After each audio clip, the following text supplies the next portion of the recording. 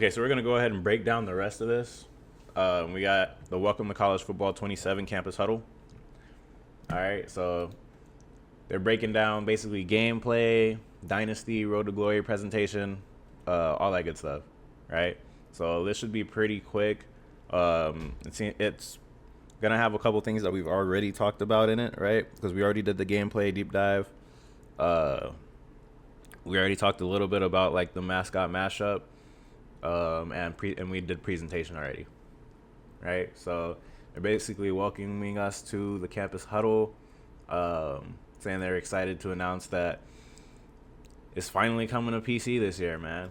And bro, finally, I ain't gonna lie, we've been waiting on that. This is what we need for our sports world project to really like thrive and develop even more.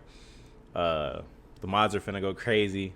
You already know over there at the Madden and college football modding communities. I mean, they do insane work, bro. They do insane work. So gameplay, turn every touch into a highlight and wide open gameplay built for explosiveness. Feel the impact of star athletes every snap, from smarter route running and coverage to wide receiver versus DB battles. Then they got the Dynasty, right? All new Dynasty blueprint. Build your program and run with it. Meet athletic director expectations to earn Dynasty points and invest where you see fit, from NIL and recruiting to facilities and staff. Explore opportunities in an upgraded coaching carousel, while expanded storytelling, dynamic weather, weekly recaps, and a fully animated Heisman ceremony bring every season to life. Not gonna lie, I like a lot of this, what they're saying. The fully animated Heisman ceremony, I think that is gonna be fire.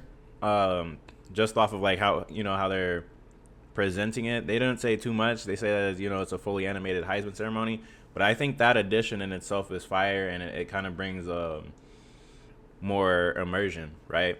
Like when whether it's you, or your program, like a player on your program or whatever, right? Because if you're playing as yourself, or if you have your own coach and you're running a program, and it's one of those players winning the Heisman, or whether it's a player on some other program that's winning the Heisman, having that like fully animated ceremony, that's definitely a good ad. Especially, hopefully they, hopefully they make it as good as it should be.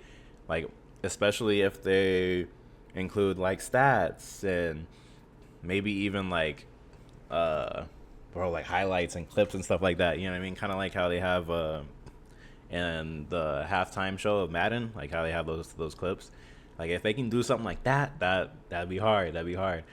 Definitely dynamic weather. That's hard. They already went crazy with the dynamic time, like through the quarters, bro. That definitely was an amazing ad last year, and now they're adding dynamic weather. Oh man, this should be hard. Weekly recaps, coaching carousels upgraded, expanded storytelling. So a living dynasty. Make moves, make headlines. A new Dynasty storytelling engine brings your season to life with dynamic blog posts, weekly recaps, and preview coverage tailored to your journey. What happens on the field shapes the narrative surrounding your program. That's hard. So it looks like they're actually going to make storytelling a bigger part of Dynasty, which is good. Sometimes relying on like yourself to keep coming up with these things in Dynasty can get just a tad bit exhausting. I mean, we're playing the game for 365 days, you know what I mean? And then like just imagine how many programs you play and how many different times you play the program, and you got to come up with different stories for different characters. Yeah. Road to Glory. Go from prospect to prime time in Road to Glory. Build a player with new customization options and positions like tight end, edge rusher, and safety using existing legend templates, or experiment to become one of one with all new cap breakers. Every decision impacts your draft stock and legacy score, defining your value and how your career is remembered. Cement your legacy. Let your reputation precede you on draft day with legacy score, a living measure of your growth throughout your college career. Every decision impacts your draft stock, and the reputation you earn carries in the Madden NFL 27 Superstar mode. That's so hard. That's fire. That is so fire. Like, oh man, I ain't gonna lie. I've been waiting so long for like them to get back to how good they used to be. I remember, so my favorite Madden is Madden 11. Obviously got Drew Brees on the cover. And even like the older Maddens when you could play NCAA, right? And then you can import your guy into Madden, and then they had all this stuff. You know, like you're over there doing the doing the combine stuff, bench pressing and all that, bro. You know, 40-yard dashes and all that, but it was like way more intertwined than it has been in the past few years. So this is dope. This is definitely dope. And having the reputation like carry in the Madden, hopefully that's fire. Hopefully that's as fire as it sounds. Like if they actually keep up with like your, you know, if you, let's say you are the leading rusher for your college, right? You know, all-time leading rusher. Hopefully that comes up in Madden like that. That would be hard. Presentation, already talked a little bit about that. The most authentic game day yet. Dynamic weather evolves. The sights and sounds of Saturdays, right? The pageantry, the new commentary, where they're gonna bring up stuff from like the first quarter and the third quarter. You know what I mean? That's hard. Evolving storylines, fresh voices. What was her name? I forgot what her name is, but she's the sideline reporter, that's dope. Love that. Light shows, mascots, all that good stuff, man. Phil Saturday at a full scale. Refreshed presentation, delivers new sideline reporting, enhanced halftime updates, and new commentary. Follow weekly Heisman Watch updates, in-game banners, and a fully animated Heisman ceremony. Yep. Then they got Ultimate Team, right? Obviously building your dream lineup with former legends and current college stars. That's going to be the same as it always is. Road to College Football Playoff, which is going to be just head-to-head. Team Builder. Shape every detail of your team with new customizable stadium elements like backgrounds, jumbotrons, crowd patterns, and other signature accents around your home field. Update your created team's look at any time. When you're running out of the tunnel and the sounds of game day surround you, the atmosphere becomes unmistakably yours. This is going to be dope.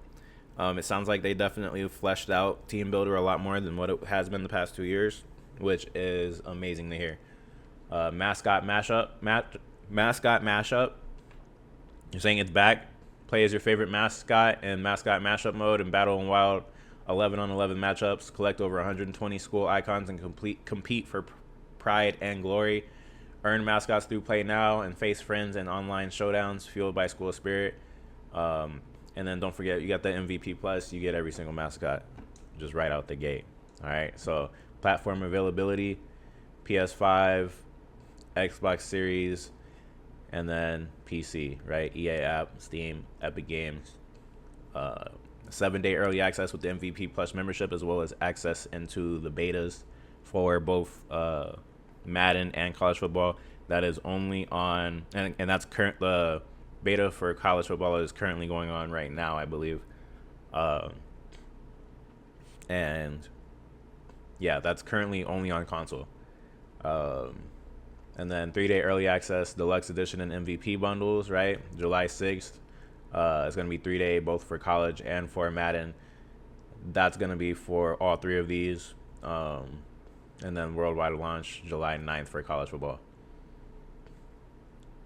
And then it has been confirmed that with the MVP Plus membership, when you get that, you actually do own the games. At first, there was like, even I was kind of like skeptical at first, because I was hearing on X from some of the other content creators that it's almost like you rent the games for the cycle. It's confirmed that, so this first year it's, I believe, $135, and you get access to the college football beta, I believe also the Madden beta, and then you get the games 7 days early. So 7 days early access, yep. And then beta access. Oh, they have the dates on here. June 11th through 14th is Madden 27. That is literally next week. And then, yeah, the beta access for college football is going on right now. And then, yeah, you get to keep the games. So that's fire. I mean, $135 right now, you literally can't beat that price. It's like $70 for the standard games each. That's already $140, and then we're looking at tax, right? So that's going to run you at least a good $150 just off rip. And then after this year, it's supposed to go to $140. So you're already kind of technically getting like a $10 discount. I mean, it honestly just makes too much sense. So I'm wondering, I'm kind of, you know what I mean? Like, it makes too much sense. Like, you're actually saving money. It almost, I wouldn't want to say like a red flag. But it's almost like, huh. Like, you know what I mean? That's interesting. This is one of those things you kind of stop and think about. So yeah, you will own titles as they are released and will not lose access based on your membership status. Any rewards you are entitled to are yours to keep as well. It's just so interesting because they give you all this extra stuff, right? You get like Mad Ultimate Team packs, like I believe it's 12, and you get like one every month. You get like points and skill tree stuff and all type of stuff, right? And that's really good. I'm glad that they're doing this and it's more friendly. Maybe it's just geared more towards the people who usually buy both at the same time anyways. They did say it's like a loyalty program almost, which to me, they didn't necessarily say this next part specifically, but to me, I interpret that as the reason for why it's not on PC at the moment. Because, but at the same time, so PC has EA Play Pro, right? And then MVP Plus membership, they stated a quote unquote loyalty, which if you just take that as like semantics, right? Like if we're just talking about the words and what they mean, like, because you can still be loyal. I don't want it to seem like you can't be like a loyal player of Madden or college football on PlayStation or Xbox and then move to PC and not still be technically quote unquote loyal. Like obviously you can. I have it on both, so I've been waiting on the PC version, but Madden and college football have been on console only for the past 2 years, right? So then this third year, it's like, okay, well, what can we do for these guys, right? And then now they're putting it on PC. I'm not saying whether or not I agree with it, but I do like this membership. But like honestly, I'm just happy that the console people got something regardless, right? I'm like I guess 25% console still. I don't know. We'll see. Because I have the Pro and I have the regular 5. So I'll probably, I'm not even sure what I'm going to be recording on, honestly. Because I also need to buy, like, these games, as they get stronger, this is, like, a little off topic. But, like, as these games get, like, the requirements get higher and higher, like, I got a 5070 Ti, bro. On maxed out settings, I'm not sure if I'm going to be able to record on the same PC and stream while playing the game. You know what I mean? So I'm going to probably need a whole nother PC, and if that's the case, then I'll probably be playing on the Pro and recording off of this computer until I can afford the astronomical price of another computer, which might be a while. So hopefully we can grow our community and make that happen. But yeah, that's it for that one. We're gonna go to the PC deep dive. This is pretty short. All right. Greetings, PC players. On behalf of the studio team here in Orlando, we want to welcome you to the PC version of EA Sports College Football 27. Hell yeah. Ever since the decision was made to bring college football to PC this year, we've been working hard to deliver the best possible PC experience for the genre-defining title we brought back to the market 2 years ago. Now, for the first time, the full version of the game is available on PC at launch, day and date, with our console versions. Basically saying college football is like a sport with no other, talking about how you can lock down 5-star quarterbacks and all that good stuff. No matter how you play CFB 27, they can't wait to see us on the field. So they're going to be breaking down all of the settings options we'll have available to us to kick off our CFB season on PC for the first time in this deep dive. So window mode, borderless, windowed. They got full screen monitor, resolutions, right? We can do 2K, 4K. Obviously, it requires more graphics performance, like I was saying. Like, I'm going to be playing it on max. I'm not one of those people who, like, I don't necessarily have the, I guess, the ability to, like, play games at lower resolutions. Like, I don't know. I always kind of want the most out of my computer. And it's always been like that. Like, even back in the days when I was originally streaming with the 1660 Super, like, I was trying to get 4K. Like, I want the best picture. You know what I mean? So it's like I'm only a refresh rate. I only prioritize refresh rate when the refresh rate is abysmal, when it looks like a PowerPoint. You know what I mean? like, because I'm originally a console player, right? So literally anything 30 FPS, as long as it's not stuttering, is low key cool with me. As long as it's not like Call of Duty or something, right? And so they got the monitor refresh rates. You can select that. Frame rate cap, global visuals. Definitely gonna be on auto, or not auto. Definitely gonna be on ultra for me. Cutscene visuals. You can control those. VSync, HDR. Graphics adapter selects which GPU the game uses. Oh, interesting.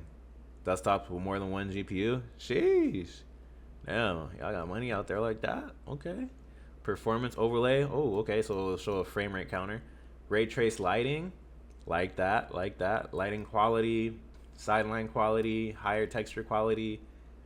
Mesh, crowd, shadows, 3D grass, virtual effects, ambient occlusion, quality, ambient occlusion itself, bloom, lens flares, high res, circular DOF, depth of field. Why are there separate gameplay and cutscene options? Because gameplay and cutscenes have different performance needs sometimes. You may want lower gameplay settings to maintain a smoother frame rate, right? For those frame rate guys out there, while using higher cutscene settings for replays, team entrances, close-ups, and other presentation moments. But that's dope how you can separate the two. I like that. And that's the end of that. All right, and then we'll move over to sheesh. I love it. I absolutely love it. Dynasty and Team Builder deep dive. Let's just make sure that this is where we're supposed to be at, right? I want to make sure we didn't miss anything, and we did not. Yeah, we're not covering Ultimate Team. The closed beta details are for people in the closed beta. We're not covering that. I'm not talking about it. I'm not talking about whether or not I am in it. Yeah, we're not speaking on any of that. And there's reasons for that. If you know, you know.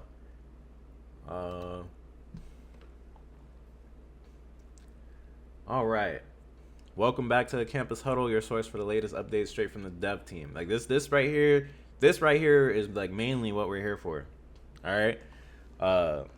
Today we're diving into Dynasty and Team Builder in College Football 27, where building a program goes deeper than wins and losses. This year, every school brings its own expectations, pressure, resources, and path to success, shaped by athletic director goals, Dynasty blueprint, NIL strategy, staff building, the coaching carousel, coach mode, which is fire, by the way. I love that they added that, because that's definitely gonna make our series way better, because now we can actually like be the coaches and choose the plays that they call. 'Cause sometimes they be calling some crazy plays, but I'm like, dog, what is that? And expanded team builder customization. To walk us through how these systems come together to make every dynasty feel more personal, strategic, and authentic, we have Mr. Chad Walker. Never heard of this guy, but he is the lead producer for College Football 27. All right, Chad, let's see you cook. So he's building on the vision. When they first set out to bring Dynasty mode back in College Football 25, they did so with a clear multi-year vision for what this experience could become. The journey started with laying the foundation. CFB 26, they focused on refining and building on that foundation, adding depth, balance, and clarity across the mode. CFB 27 represents the year 3 of that original vision. Their focus this year was simple in direction, but ambitious in execution. They wanted to go big, not by moving away from what they built, but by evolving it in a way that meaningfully changes how we, the players, build and shape our programs over time. Every system, every layer, and every decision point was looked at through that lens. Just like in previous years, this work was grounded in us, the community. They spent time talking with players, creators, and coaches. They studied how dynasties actually played, how programs are actually built, and where friction or opportunity existed. From long-term rebuilds to win-now powerhouses, their goal was to better support the full spectrum of play styles that define dynasty mode. Hell yeah. Okay. I'm liking what they're saying here. At the center of all of it are the same 3 core pillars that have guided them since the beginning. That's going to be build your coach, build your program, deliver the world of college football. The pillars remain unchanged. And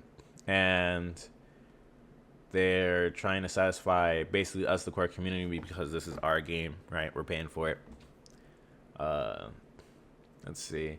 And so 138 ways to build. Whew, that's a lot of ways to build. So in the real world, no two programs operate the same. Expectations at a perennial contender are fundamentally different from those at a rebuilding school. Some programs are built around patience and long-term development. Others are in win-now mode and expect immediate results. Some fan bases care most about championships.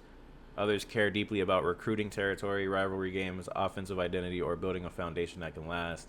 That difference is what makes college football unique, and it's what they set out to capture.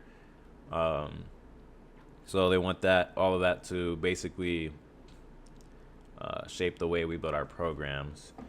Athletic director expectations. When building your program, your relationship with your athletic director, along with the expectations of the school and its fan base, plays a significant role in shaping how you approach Dynasty. They said they saw this recently with Ohio State. The program consistently fielded elite teams, won at a high level, were in Big Ten championships, produced NFL talent, and remained in the national title conversation. And it's been one of the most successful programs in the country. But there was one expectation that continued to loom large, beating Michigan. Despite all of that success, repeated losses in that rivalry created real pressure around the program.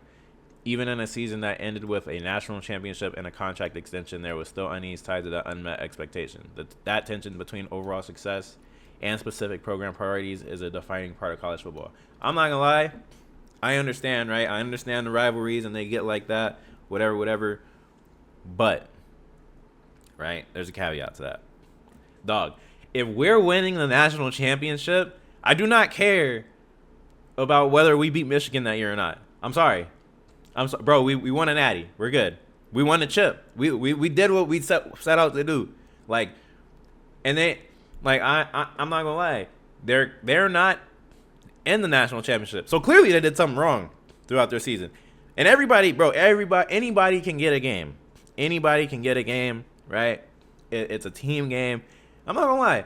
If the athletic director is being like that, he might want to go direct something else. Not gonna lie. I don't know if he should be in that position. He said, well, I mean, you did produce a bunch of NFL talent, win us a national championship. We competed for Big Ten championships. And we're really winning and performing at a high level. But whoa, but what do you mean but? He said, but Michigan's had our number. Dog, I do not care about that, bro. Like, we have championships. What are we talking about? That's crazy work. Like, I don't know. I even think honestly, if you lose to Michigan every single year for 10 years, but you win the championship at least 5 out of 10 of those years, right? The natty. I think at that point, bro, you just gotta let them have it. You gotta let them have it, right? I mean, because clearly if they were good enough to get there, whether they beat us or not, and I'm not an Ohio State fan, but I'm just speaking from their perspective. Whether they beat us or not, they didn't win the national championship, so it doesn't really matter, right? And then I don't know. It's like, yeah, even if they take the route of, oh well, we beat Ohio State, so technically we could beat the national champions. It's like, well, you couldn't beat anybody else, so apparently not. All right, so in CFB, they set out to capture that reality. Every dynasty now features athletic director expectations that are unique to each school. I pray these aren't dumb, all right? These expectations are built around a combination of school demeanor and program priorities, defining what success looks like and how your performance is evaluated over time. I really do pray that some of these athletic directors have, like, common sense. I know that they're capturing, like, how people actually think. Like, there are people that actually think about that, and it like that. And if you think like that, I mean, I guess that's fine. I'm not judging you. I don't think like that. I think that there are much more important things than beating a rival, like winning a chip, right? Because would you rather win a chip 5 out of the 10 years, or would you rather whoop your rival the past 20 years you've played every single time, but you don't got nothing to show for it at the end of the season? I don't know. That's really, you know what I'm saying? That's a decision for you. When you're considering a job, you will be able to see that school's overall expectation level, whether they view themselves as a national title contender, a bowl hopeful, or somewhere in between. You will also see their demeanor, giving you a better understanding of how that school is likely to react when things go well, and more importantly, when they don't. Right? Every school has 3 active goals that you're responsible for achieving. How well you perform against those goals directly impacts your job security. Passing them can strengthen your standing with the school, while failing them can put you at risk, especially at programs that are less willing to wait. All right, school demeanor. Every school has a defined demeanor that dictates how it responds to success and failures. Some programs are patient and are willing to allow time for long-term development and won't overreact to a missed goal. Balanced programs provide a steadier evaluation where overall performance trends matter more than a single outcome. And then on the other end of the spectrum, the impatient and reactionary programs are where expectations are immediate and the margin for error is small. All right, and at those schools, failing a key objective can quickly lead to a sharp drop in job security. They expect results and are willing to make changes if those results do not come.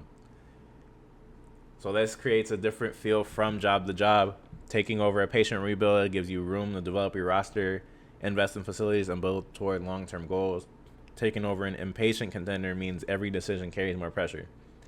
You may have the resources to win quickly, but you also have less time to prove that you are the coach who can get them there.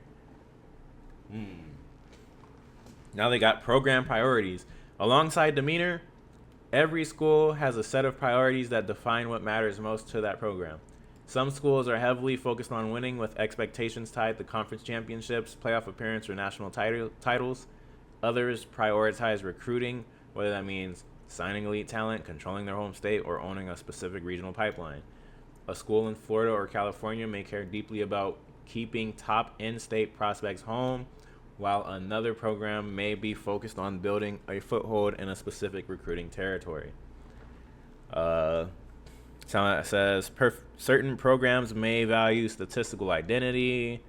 Another may care more about defensive dominance. Other programs might want long-term growth through facilities and stuff like that. And then these priorities shape the expectations placed on you and influence how you choose to build your program.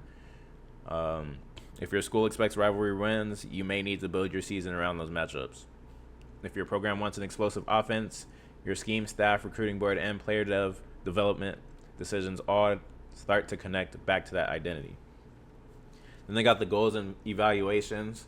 Goals can span a variety of categories, including winning natties and conference championships, beating rivals, achieving specific statistical benchmarks, signing certain types of recruits, controlling recruiting territory, improving or maintaining facilities, reaching the top 25, or sustaining a required win rate. These goals, they carry specific impacts tied to your job securities, and not every goal is treated the same. Some are firm with a clear downside, right? And says there's no parade for keeping the lights on, but if you allow that part of the program to decline, there will be consequences. And this is failing to maintain like your current athletic facilities, and it won't come with like major rewards for success because you're kind of already supposed to do that. Other goals are stretch objectives. Trying to take the next step, may want to push for a CFP appearance, but falling short may not necessarily crush your job security if the program understands that it's still reaching for that level. Okay. Understanding which goals are true expectations and which are stretch opportunities is critical. A patient school missing an ambitious goal may not derail your progress. At an impatient or reactionary school, failing a priority objective can change the temperature of your seat quickly and put that boy in a hot seat. The same 9-win season can be viewed very differently depending on where you are coaching and what that school believes it should be, and that's facts. The expectations aren't static, they evolve. So when the program grows, so does the standard. That's good. We don't want static expectations. We want to keep building. So that's dope. This evolution is central to Dynasty. Building a program is not just about reaching the top, it's about handling what comes after. As your school becomes stronger, your athletic director and fan base will expect more from you. The goals become more demanding, the pressure increases, and the definition of success changes. Okay. So this is where the athletic director expectations become the foundation for how we build our programs. All right. Every job's got a different set of challenges. Dynasty blueprint. Let's see. Athletic director expectations define what success looks like, but Dynasty blueprint is how you build the plan to get there. All right. Every school is unique. There's no single correct way to build a program. You may choose to invest heavily in your coaching staff, surrounding yourself with coordinators and support staff who can elevate your program behind the scenes. You might pour resources into facilities, or you might focus on NIL, right, for retaining players and competing for recruits. Your blueprint is also only one part of the larger program building puzzle. Coach abilities, coordinator abilities, school grades, staff, facilities, recruiting strategy, roster management, NIL approach, they all work together. They shape the identity of your program. A strong coach can cover 4 weaknesses in one area. The right coordinator can give you an edge your budget alone cannot. I like that. They got Dynasty points. This is the currency of our blueprint. Each year, our budget refreshes during the end of season recap stage, giving us a new pool of resources to spend on our programs. The amount of points we earn is driven by several key parts of our school identity, which is basically conference prestige, brand exposure, stadium atmosphere, and program tradition grades. Okay, that's interesting. So if you have stronger brands and bigger stages and more powerful conference standing, they'll have more resources available to them. So they basically want to create a clear separation between programs while still giving every school a path to grow over time. You can earn them also through season payouts tied to major accomplishments and postseason appearances. So winning our conferences, reaching CFP, winning bowl games, capturing natties, they all provide, or can all provide, additional Dynasty points. So that's good, right? Because there's a financial impact and program boost that usually comes with being selected for and succeeding in these major games. Certain athletic director expectations can also carry Dynasty point payouts. That's good. The contract incentives ability from the Rainmaker archetype will increase the number of Dynasty points you can receive from completed athletic director expectation goals. They don't roll over year to year, right? So it's use it or lose it. Oh, okay. That's interesting. Use it or lose it. It refreshes, obviously, end of season, like we said. That refreshed amount becomes the pool of Dynasty points you have available for the next year. Any payouts from athletic director expectations or major season accomplishments are added during that refresh, so you don't lose those. Okay, so you meet expectations when it refreshes and you get your new budget, that will be added into there at the same time. Got it. So improve my school grades that drive your baseline resources and complete performance incentives to increase the yearly payout. So this creates more strategy. You can spend aggressively to solve immediate problems and push everything in the win now mode, or you can make trade-offs within a given year so you're positioned to make a larger investment after a season where you hit multiple high-value goals. So you got to maintain your blueprint throughout the year. It's not something you manage once and forget about. Okay. So it's not a set it, forget it. Different parts of the blueprint become available at different points in the Dynasty calendar. Ooh. So program management now stretches across the full year. So preseason, this is where we set the foundation, hire and fire support staff, and then once the season begins, that group is locked in for the whole year. You can't change nothing. You can also purchase equipment upgrades for your facilities in the preseason. During the regular season, your blueprint shifts towards roster building. You can continue investing in equipment while using recruiting NIL to compete for high school prospects throughout the season. Bowl season, right? All about the coaching carousel. So managing your coordinators, whether you're replacing someone or reshaping the staff for the future. Support staff changes are not available during bowl season. Off season is where the next version of your blueprint takes shape. Your budget refreshes during end of season recap, which is when performance bonuses from athletic director expectations and major season accomplishments are paid out. Major building upgrades also become available for your facilities, and NIL becomes central to both transfer recruiting and roster retention. Okay. So they want us to basically think like program builders across the entire calendar, right? We're not just calling plays on Saturday or setting recruiting boards once a week. We're managing resources, weighing trade-offs, reacting to expectations, and deciding what kind of program we want to have. Coaching staff. No successful program is built by one person. Your head coach may be the face of the program, but every great team is supported by the people around them. Coordinators shape what happened on the field and on the recruiting trail, while support staff keep the entire operation moving behind the scenes. Basically, in Dynasty Blueprint, so coaching staff is one of the three major areas where you can spend Dynasty points, but you can only do that as a head coach, right? So as a head coach, you can choose your offensive and defensive coordinators and manage your support staff, but if you're like just a coordinator, then you can't manage support staff or hire coordinators. Those are only for head coaches, and both coordinators and support staff matter, but they serve different roles in the program. And so, let's see, the number of support staff members you can have is directly tied to your team prestige. You can receive one support staff slot per prestige level up to a maximum of 5, which creates another difference between the programs.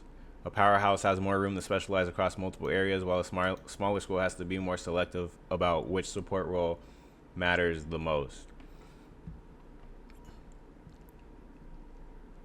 And then we have, the following effects of support staff. They can decrease the Dynasty point cost of hiring other support staff, reduce NIL expectations from players, increase weekly recruiting hours, increase off-season player progression, increase Dynasty point fundraising during the annual budget refresh. They also come in 4 tiers. Ooh, bronze, silver, gold, and platinum. Higher tiers cost more Dynasty points, but their effects are stronger. You can only have one of each type. So if you want a bigger boost, you'll need to invest in a higher tier rather than stacking them. Okay. So you can't just straight like stack and stack and stack off-season player progression, all platinums. Okay. That would have been fire though, I'm not gonna lie. But I can see how in like online dynasties that could low-key get a little crazy. Choosing your support staff is one of the first ways each season to shape your blueprint. With limited slots, especially at lower prestige schools, every hire has got to reflect the kind of program that you're trying to build. Coordinators remain one of the most important parts of the coaching staff. Your offensive and defensive coordinators bring their own abilities, strengths, and developmental paths to your program, and the right hire can change the direction of the team. Honestly, they need to make it to where we can like control all of that, like the coach and both the coordinators and their abilities for all. Like, I don't know if there's like something they can put in the game, almost like an owner mode in Madden, where we're above the head coach, you know what I mean? And we can choose all that stuff and really have say over like every single ability.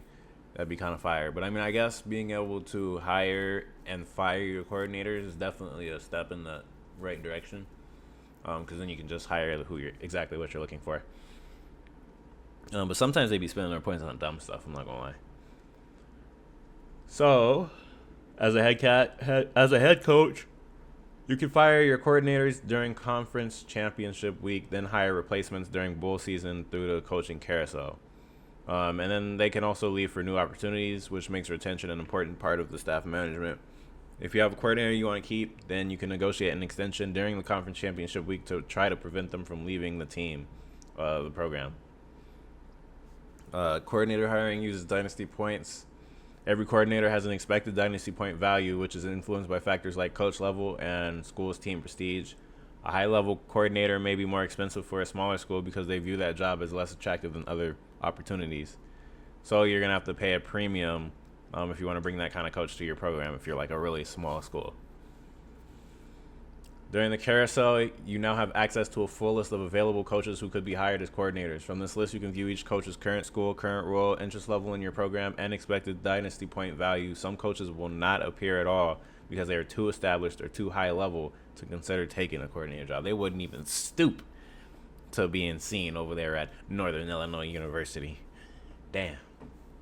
That's crazy work. When you decide to make an offer, You'll be taken to the coach's ability screen where you can adjust your Dynasty point offer. Offering above a coach's expected value will increase their interest in your program, while offering below it will lower their interest. For each coach, you can offer up to 2 times their expected value. Before making that offer, you can view their abilities on the right side of the screen or press triangle or Y, depending on the console you're on, to dive deeper into their archetypes and evaluate exactly where their strengths and weaknesses are. They also should have put the keyboard on there, but it's all good. So resolving offers, you can make up to 6 offers per side of the ball at a time. So 6 offensive offers and 6 defensive coordinator offers. When the week advances, those offers resolve in order based on the amount you offered the coach in Dynasty points. You can see the resolution order in the Manage Staff screen where your offers are listed in the order they will be processed. If the first coach accepts, the remaining offers are no longer considered, so they'll be canceled. If you don't hire a coordinator by the end of the coaching carousel, then one will be assigned to you automatically. The court will appoint you one. There are also free agent coaches available if you need a lower cost option or find yourself in a pinch. It costs 0 Dynasty points. Oh, hell nah. But they're generally less experienced and less powerful than the coaches you will compete for in the carousel. Them boys going to suck. Coordinators, it's going to be their first day on the job ever. Sheesh. Facilities. Facilities are one of the clearest long-term investments you can make in your program. You now have direct control over your athletic facilities grade, giving you the ability to shape one of the most important parts of your school's identity.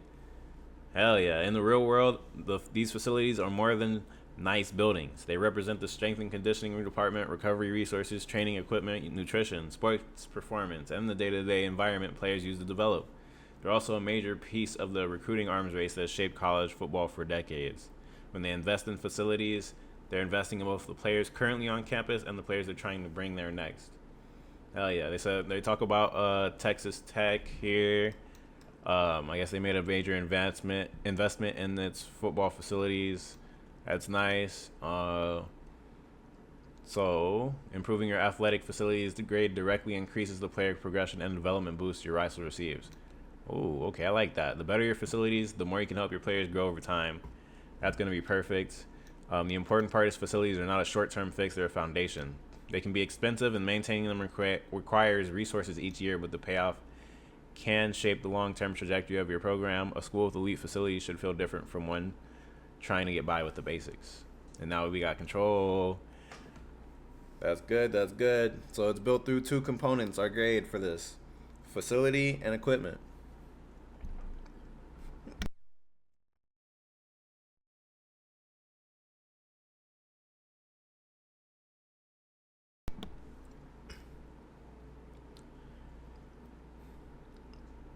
So the facility is the long-term foundation of the program. Setting the grade range our athletic facilities can reach and determining how many equipment slots we have available. Equipment's the flexible layer on top, allowing us to improve our grade within that range or add temporary boosts throughout the year. So there's tiers, right? 5 of them. Each tier sets the grade range that we can reach. So basic is F, competitive D- to D+, premier is the C's, elite's the B's, national powerhouse is the A's. So the facility tier determines your ceiling.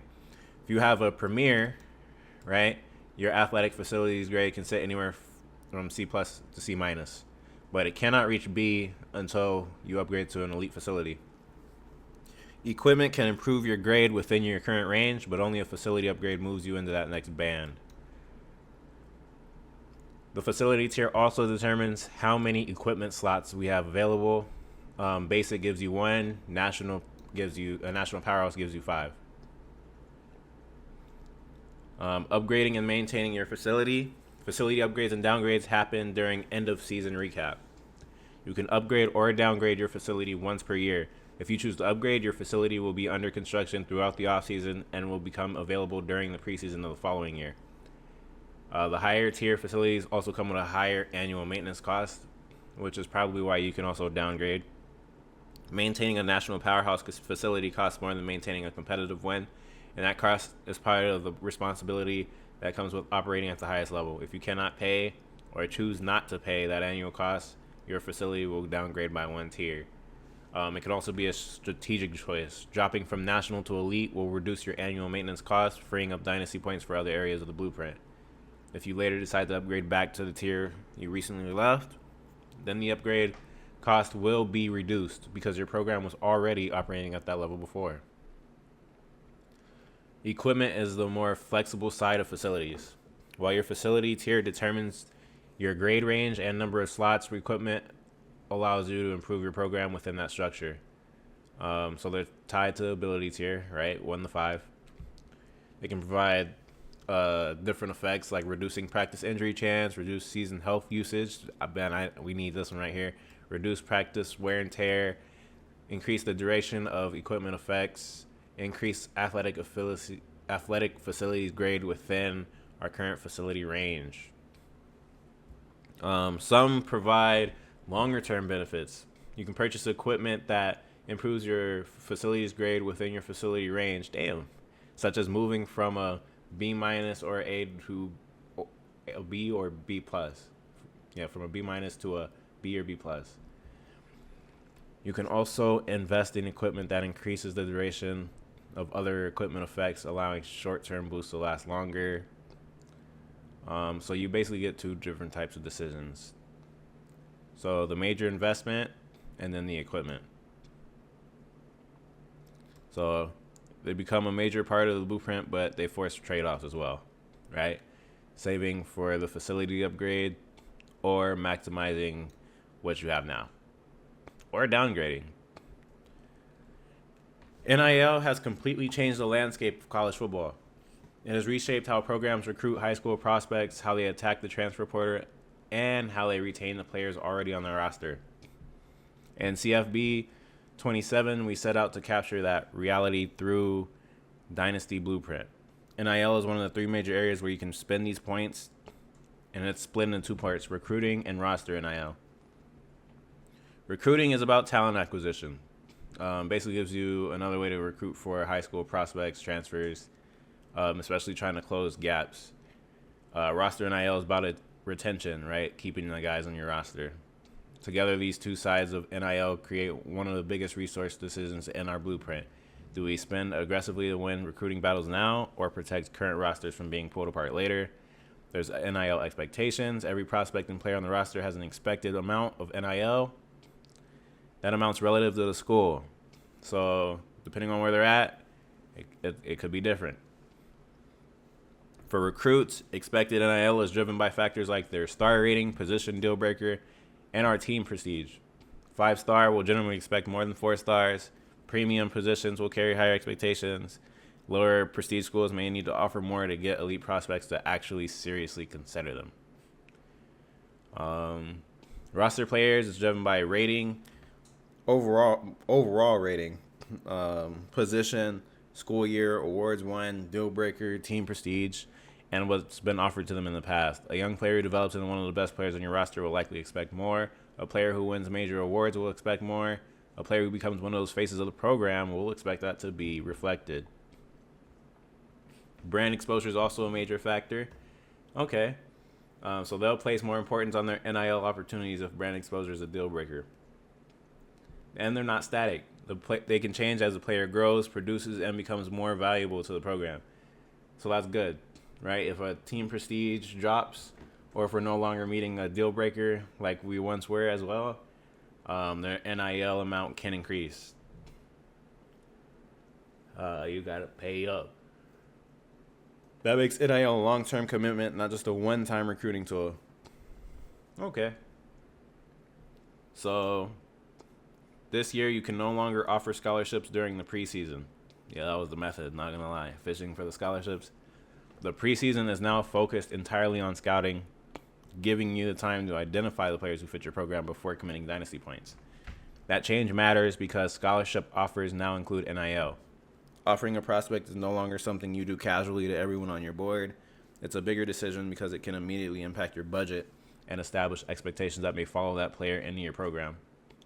All right, so you don't want to end up overpaying for prospects who don't fit what you're looking for. So beginning in week 0, you can offer scholarships, but not in preseason. When making a scholarship offer, you'll see the prospect's expected NIL amount alongside your current offer. And as you increase your offer above the expected amount, you will see the impact on their interest and the weekly influence bonus you would receive. If you offer below the expected amount, their interest will drop and you will take a weekly influence penalty. Offering below NIL is not always the wrong move. If your my school grades align well with the prospect, or coach abilities, pipelines, and all that other stuff is strong enough to overcome the gap, then you might be able to save some dynasty points and still compete for that player. You can offer up to 2 times the prospect's expected NIL.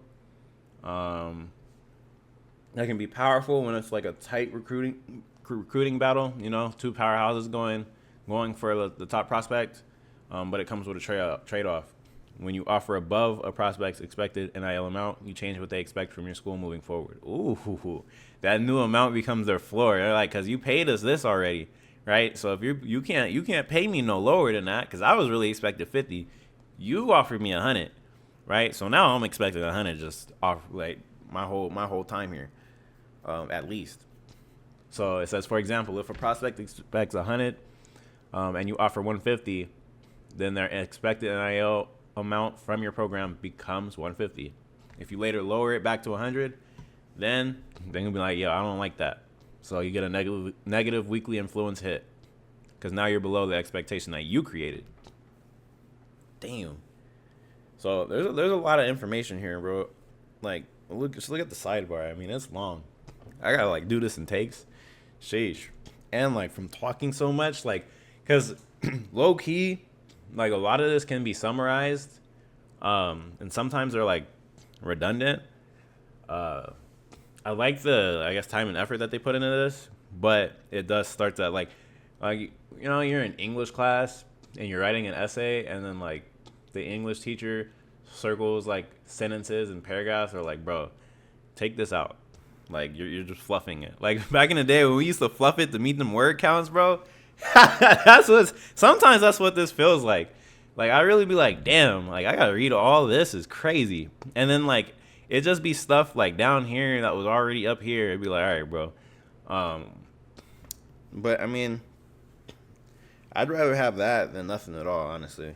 So you won't hear me complaining too much, but I definitely got cotton mouth from the thing. And then like I'll be having a cough sometimes too. Like, you know what I mean? Something go down the wrong pipe, you start coughing, gotta mute up. Like I need to drink some water right now, but I'm gonna have to mute the mic and I'm gonna have to cut the audio out. So I'm gonna just keep going, man. I'm just keep going. Hold on. Let me get some water.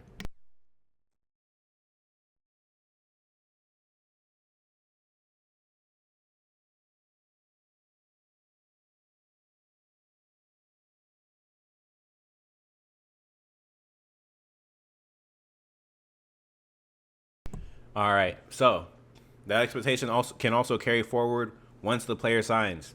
If you have to go well above their expected NIL to win the recruitment, that becomes a part of what they expect from your program once they're on your roster. And then obviously their expectations can continue to grow more depending on how their career goes. The key is offering the right amount based on the situation. Too low can put you behind in a competitive battle, and too much can leave you overpaying for at least the next year. You can also increase the amount of influence you receive from your NIL offer with the deal maker ability and the rainmaker archetype, which I believe that archetype is only for, I think it's only for MVP plus people. It's either only for MVP. There's one for, according to X, there's one for MVP plus a specific archetype of coach. And then there's one for if you have like a coach in Madden 27. So there's 2 specific archetypes according to the guys on X. Adjusting offers. Once a scholarship offer has been made, you can adjust your NIL offer each week. If another school starts gaining ground, or if you need to make a late push for a top target, you can increase your offer to improve your weekly influence. If you feel comfortable with your lead, or if you need to preserve dynasty points for another part of your blueprint, you can then reduce your offer and accept the potential impact. Of course, no different than the real world. There are significant consequences if you tell someone you will give them something only to later tell them the offer is now much less. Anytime you make a scholarship offer with NIL attached, that amount is immediately deducted from your available Dynasty points. Okay. If the recruit commits to another school or you remove them from your board, then obviously you get a refund. So no promising what you don't have, and no going bankrupt. This also applies to transfers, but transfers place an even stronger emphasis on NIL because transfer recruiting happens in a condensed window. I believe it's like that 4-week window after the college football championships, the national championship. So because the transfer recruiting happens in a condensed window, their motivations are already clear. You will not need to uncover their motivations the same way you do with high school prospects. With transfers, the focus is on quickly understanding what matters to them, pitching your program, and making the right NIL offer before they commit elsewhere. All right, so the recruiting board will show how much NIL you have offered each prospect. So you'll be able to view a full recruit NIL spreadsheet from the Dynasty Blueprint screen, showing each prospect their expected NIL amount and your current offer. At the end of the recruiting cycle, the top classes screen will also show the total amount of NIL spent by each school, giving you a clear picture of how programs are allocating resources toward talent acquisition. Okay, so that'll give you kind of like a guide on like what the top guys are doing. Like you see, we got Ohio State here, and they spent $3,700, right? But then Alabama spent $3,300, Michigan only spent $1,800, Tennessee only spent $1,600, right? So the difference between Ohio State and Tennessee is very large. Recruiting gets players into your program, but roster NIL keeps them there. All right. Every player on your roster has an expected NIL amount and current NIL amount they're receiving from your program. When you take over the team, those NIL amounts are already set. You are inheriting an existing roster, existing budget, and existing expectations from the players already in the building. Right. So if you come in and everything's scuffed up, it's because it was like that before. That is important to understand when taking a job. You're not starting from scratch. Some players may already be satisfied with what they're getting. Others may be approaching a point where their expectations are changing. And part of managing your blueprint is understanding what you inherited and deciding where adjustments need to be made. Roster NIL is managed during the end of season recap. At that stage, you'll receive an action item to adjust NIL for players on your roster. So it defaults players to their expected, and then you can increase or decrease what you're going to offer each player for the next season. Increasing NIL makes a player more likely to stay, and decreasing increases the chance that they leave. This is the amount you're committing to for the next season, so the decision matters. Overspending on one group of players can make it harder to retain others, pursue transfers, invest in facilities, or manage the rest of your blueprint. There's a risk of leaving column. Shows which players are most at risk of leaving because of NIL, their deal breaker, or for top eligible players, the NFL draft. Okay. So it basically shows you which players are at most risk of leaving and why. And I'm sure that there's coaching abilities to kind of reduce all of that, like they have been in the past couple years for NFL. And then there's also the There's also the setting that was in there last year for turning off or reducing the chance of transfers from CPU and user teams. Increasing an NIL amount for a player can reduce that risk. In some cases, a stronger NIL commitment can even help convince a high-end player to stay in school instead of leaving for a draft. Sheesh, this can be further bolstered by the stay power ability within the Rainmaker archetype. Yep. Okay. But there should be another one just in the archetypes in general. Was it CEO? It was either CEO or like the one that was like right below that. So this increases the impact of your NIL offer on a player's risk of leaving. That creates one of the most difficult decisions in the Dynasty Blueprint: who's worth protecting. You may not be able to satisfy everyone. Okay. Story of my life. After advancing the week, you'll be able to see who has decided to enter the draft or transfer within players leaving. From there, you'll have one final opportunity, or multiple, depending on your coach abilities, right? You could get to a player. I believe that, is that CEO? I don't know, bro. It's It's been a minute since I've actually like looked at the coach abilities in 26. However, persuasion is not a way to erase the NIL expectations you have already created. If you significantly reduce or remove a player's NIL, that decision is part of why they may choose to leave, and bringing them back will still require you to account for what they expect from your program.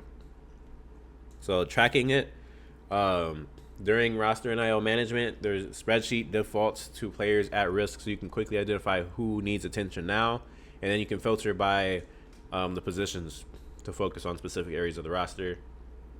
You can view a player's current NIL from the roster or player module, and the team stats screen now includes NIL spending across position groups. This gives us a better sense of how programs are investing in their rosters, whether they're spending heavily at quarterback, protecting the trenches, retaining defensive stars, etc., etc. NIL is giving us another powerful way to build our programs, but comes with consequences. Blueprint strategy and auto settings. Every coach has a blueprint strategy, including created coaches and existing real-life coaches. This strategy represents how that coach wants to build a program and determines the suggested spending allocation across the major areas of Dynasty blueprint: coaching staff, facilities, recruiting NIL, roster NIL. You can set the blueprint strategy from Edit Coach or directly from the Dynasty Blueprint Hub. As you toggle between strategies, you'll see a description of what each one is built to accomplish, along with the suggested spending allocation across each category. It doesn't automatically spend your Dynasty points. It instead gives you a clear plan to build around. You can compare your suggested spend percentage against your actual spend percentage in each category. And you'll be able to quickly see whether your current spending lines up with your current plans, or if they don't. You can track how much of your budget is actually going towards recruiting and roster retention if your strategy emphasizes NIL. The goal is to give you direction without taking control away. Your blueprint strategy helps define the kind of program you're trying to build, but you still decide when to follow it, when to adjust, and when the needs of the moment require a different approach. So they have auto settings. You can hand off specific areas of blueprint management while still guiding the overall direction of your program. So there's full blueprint management. So the CPU will do everything. Auto support staff, the CPU handles support staff hiring. Auto facilities, the CPU manages facilities. So these are all separate settings. So full blueprint management is enabled. The CPU will handle each area of your blueprint based on the selected strategy. And then if you only want help with like part of something, then you can do that. Let's see. Auto recruiting also works alongside Dynasty Blueprint. It'll follow your blueprint strategy when determining how much recruiting NIL to offer prospects. So that's good. And it says what comes with the job. When selecting a team at Dynasty Creation, a new overview panel gives you a deeper look at each school. You can see high-level information like top players, rivalries, recruiting pipelines, a bunch of stuff, all-time record, available Dynasty points. Okay. That available balance is important because a school's total budget and usable budget are not always the same thing. Some points may already be committed to facilities, coordinators, roster NIL, etc. One room may give you a little bit more room to reshape than others. Additional tabs break down the areas that define the job. They got an AD expectation tab, Dynasty Blueprint tab. That same context is also available in the coaching carousel when evaluating job offers. Before accepting your next stop, you can review a school's blueprint, the AD expectations, and my school grades to understand whether the job fits the coach that you've built and the program you want to run. In recruiting, so there's verbal commitments now. So the flow now moves from open to top 5, the top 3, to verbal commit, and then finally the hard commit. So they removed the top 8 stage. Damn, that kind of sucks.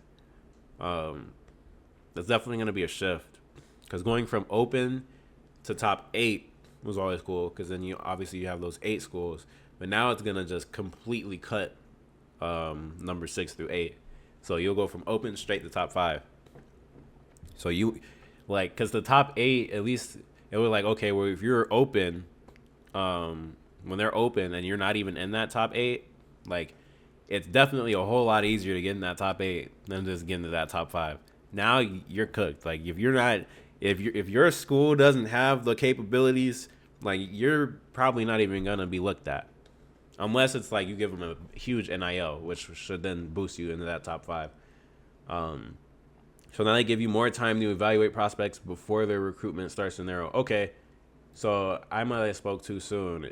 Maybe there's more time in between the top 5 window, and then that top 8 is now included in the open. The biggest change comes once a recruit reaches their top 3. At that point, the next step is no longer the end of the recruitment. It is the beginning of the fight to hold on to the commitment. Okay. Yeah, top 3 verbal commit and then hard commit. When a recruit verbally commits, they commit to the school currently leading their recruitment. That school has the advantage, but the other schools in the recruit's top 3 can still continue recruiting them. While a recruit is verbally committed, the committed school receives a bonus influence multiplier on its recruiting actions. All right. This creates a new tension late in the recruiting cycle. If you're the school with the verbal commitment, your job is to finish. If you're chasing your jobs to keep applying that pressure and see if you can close the gap before signing day. A recruit can still be flipped, paused before they hard commit. If another school in the top 3 passes the school that the recruit verbally committed to, the recruit will decommit and the recruitment will reopen among those top 3 schools. At that point, no school receives the verbal commitment bonus. The race is back on, and the first school to push the recruit across the hard commit threshold will lock them in. Once a recruit hard commits, their recruitment's over.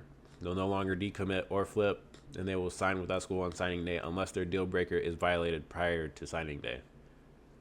If a recruit is still verbally committed when signing day arrives and has not yet reached hard commit, they will automatically hard commit and sign with the school they are verbally committed to.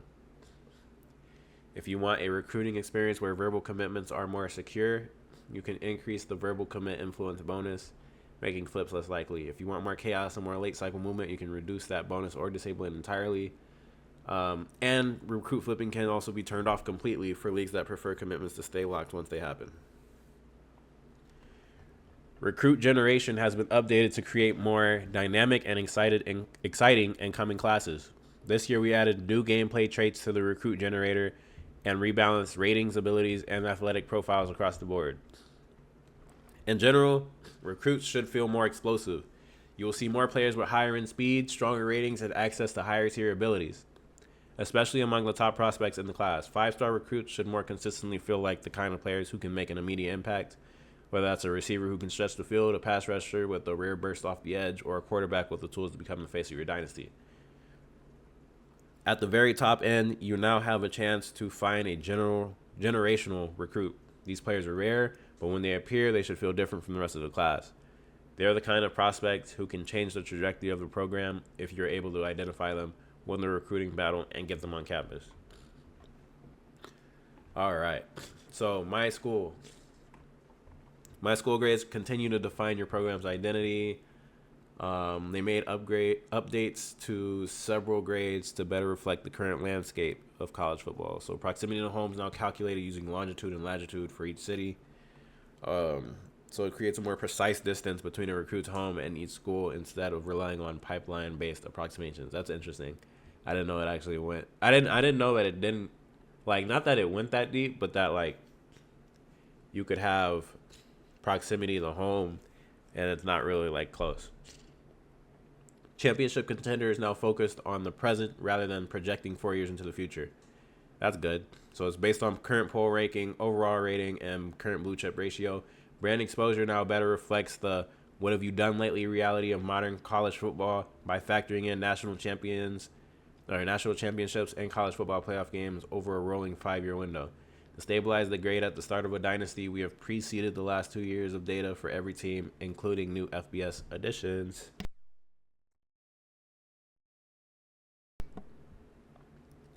Now they got managing wear and tear. In CFB 27, you now have full control of your players' wear and tear recovery with weekly practice plans. Yes, brother, too many seasons where you get to like the end of the season, you make it into the playoffs, and your main running back is just out of gas. That boy just does not see the field, and I'd be pissed. Each week during the season, you can decide how much each player practices, how many reps they take, and how much risk you're willing to accept in exchange for progression, wear and tear recovery, and the chance to start hot or cold in the next game. Interesting. Okay. That boy could start out on Heisman, or he can start out trash. Each week, you'll be able to view your full roster and manage every player's practice plan. So this is basically like what they got in Madden. By default, they'll be assigned to a conservative plan that prioritizes recovery and limits practice injury risk. If you want to advance it without making changes, then your team will still be managed in a safe and balanced way. But if you want more control, you can adjust each player individually. There's 4 practice plans. There's full practice, which is the most XP, and the best chance for the player to start hot in the next game. But they receive no wear and tear recovery and carries the highest risk of injury during practice. Limited, less XP, lowers the chance of starting hot, increases the chance of starting cold, lowers practice injury risk, and helps minimize wear and tear and boost wear and tear recovery. No practice, they skip practice, but they still can play in that week's game, right? And then they don't gain any XP, but they recover a high amount of wear and tear. And then there's no practice injury risk because they obviously didn't show up. But there's a high chance that they start cold. Then you can give a player the week off. They don't play in any games. They don't practice, right? Just for that week. They don't play in that week's game. They don't practice for that week. They get maximum wear and tear recovery. Obviously, no practice injury chance and no XP because they didn't practice.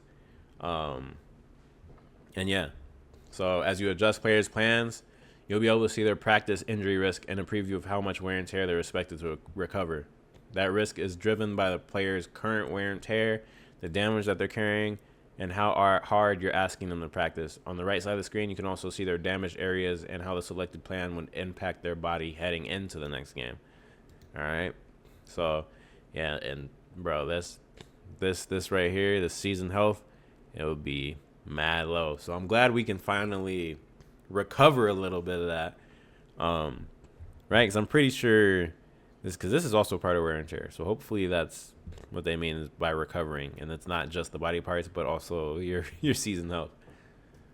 But I mean, if not, then I guess we'll have to give some guys weeks off. Sheesh. Or let them start cold.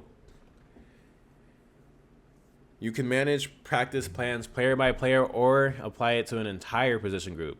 From the weekly practice plan screen, you can open a pop-up that lets you assign a practice plan by a position group.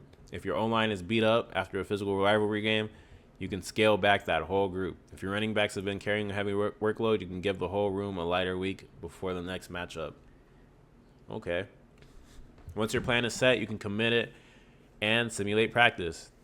After practice is complete, you will see the results of the week, including how much XP players gained, whether they're hot or cold, heading into the next game, and if anyone was injured during practice. You can increase the amount of XP gains and chances of starting hot with the practice makes perfect and hot start abilities in the visionary archetype.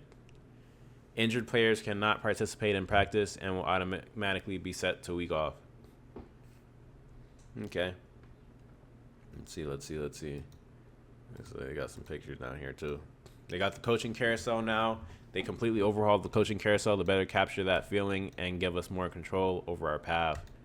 So the schools evaluate coaches. Coach prestige has been reworked. Better represents our successes on the field. Right? Natties and all that good stuff. Carry more weight. Falling short of expectations can lower it. Getting fired, going winless, or struggling through poor seasons will impact how schools view us in the carousel, right? So if we do bad, nobody might want to work with us. This allows up-and-coming coaches to become more attractive, even if they have not been around long enough to reach a high coach level, while also making your recent performance matter more throughout your career. So they're making this more weighted. I like that. Schools will still evaluate how well you fit what they're looking for, right? So archetype, scheme, alma mater, all that stuff.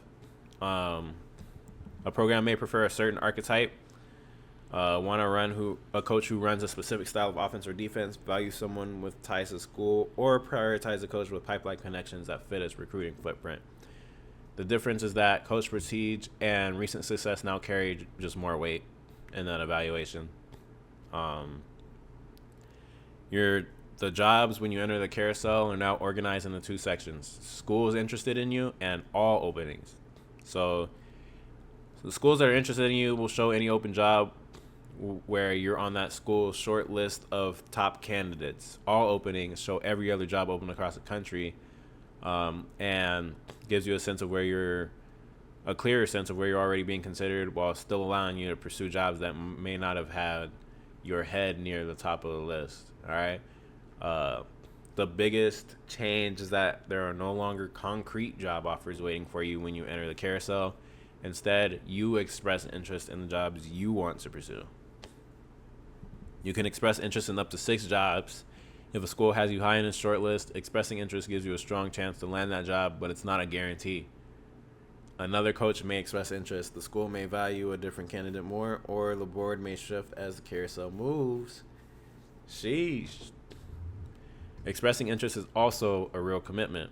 If you express interest in a job and that school chooses you during week advance, you will automatically accept the job. There is no second decision point after the offer comes in. You put your name in, and if they're call, you're going. Right? But there's a cost to looking around as well. Each time you express interest, you'll take a small hit to coach stability as rumors begin to circulate that you're exploring other jobs.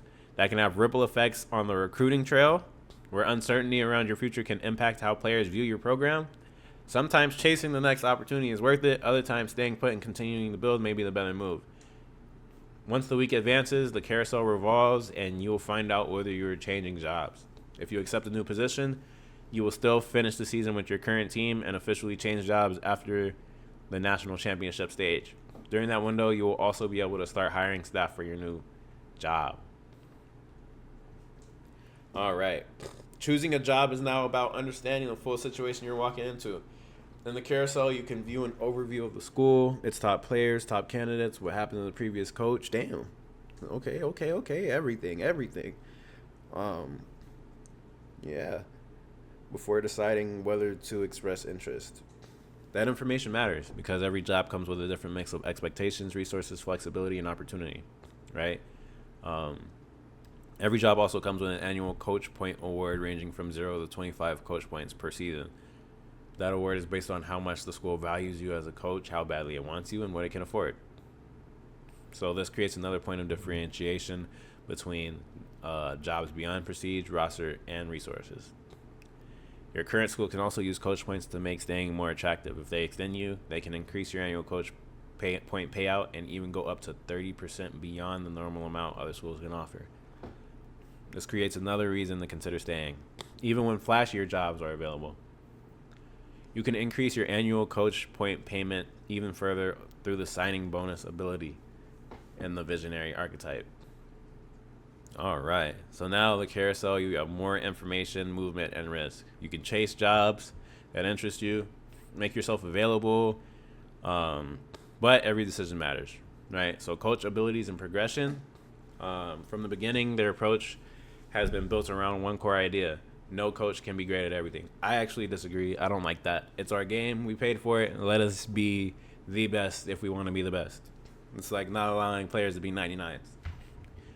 If I'm making a coach, if I'm making one, that's fine if, it's a whatever. Or at least allow us in the settings of our dynasty to, limit, I don't know, the level. You know what I mean? Set a level cap for the coaches.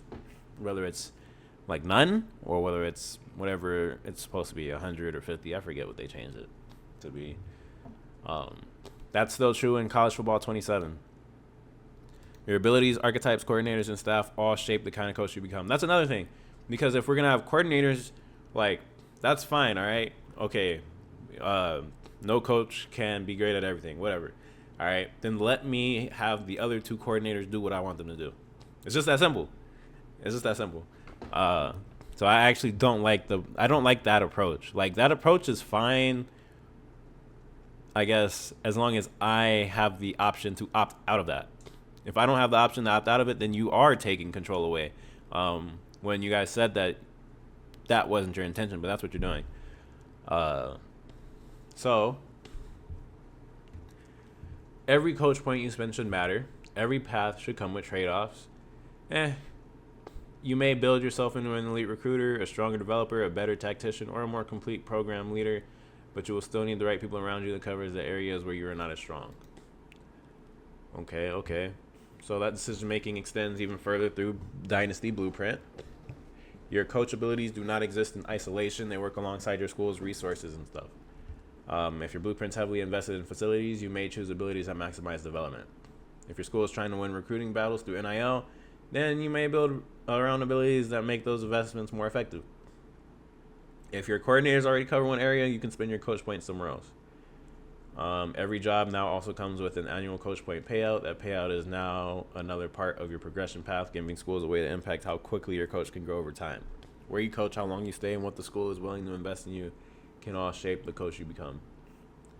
They've added 2 new exclusive coaching archetypes while also rebalancing ability costs and archetype tuning costs across the board to create clearer choices and stronger trade-offs.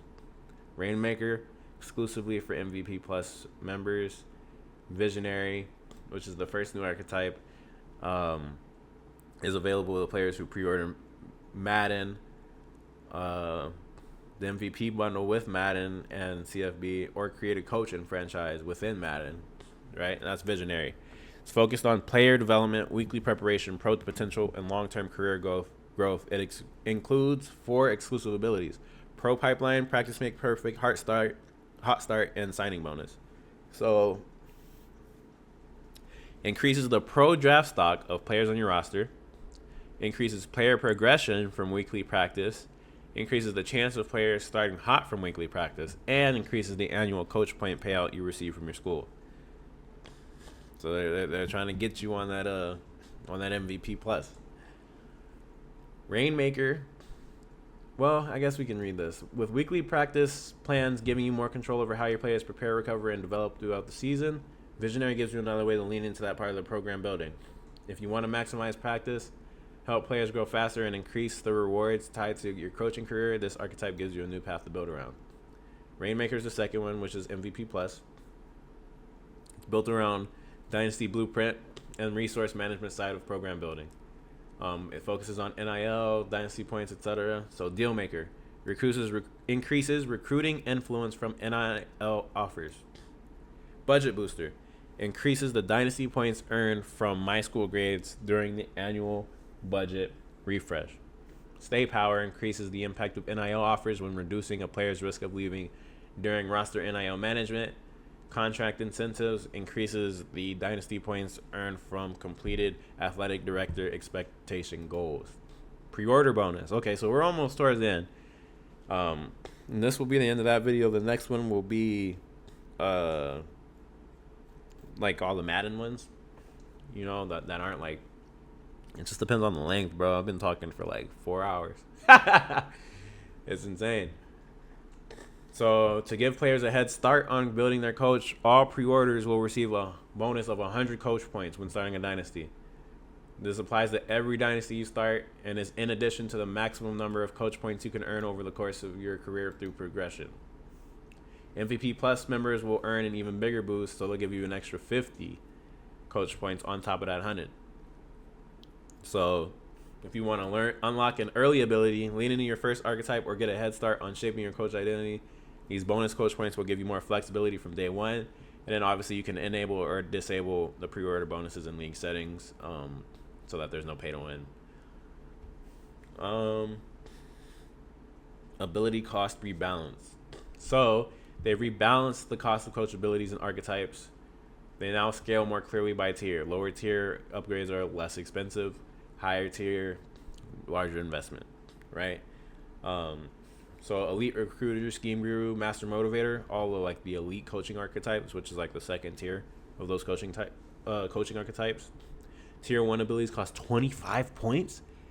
Damn. Tier 4 abilities cost 40 coach points. Holy crap. Golly. What the heck?